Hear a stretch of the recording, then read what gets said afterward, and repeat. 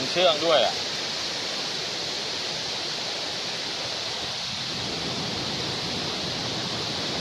หนูอยู่ตรงนี้ให้ปลาว่ายมาไม่ต้องชูนิ้วแล้ววิดีโอ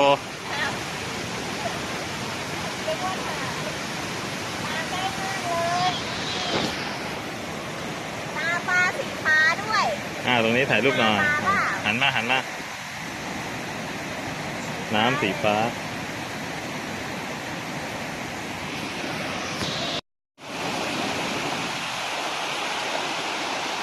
อุทยานแห่งชาติน้ำตกเขาชะเมาครับจังหวัดระยอง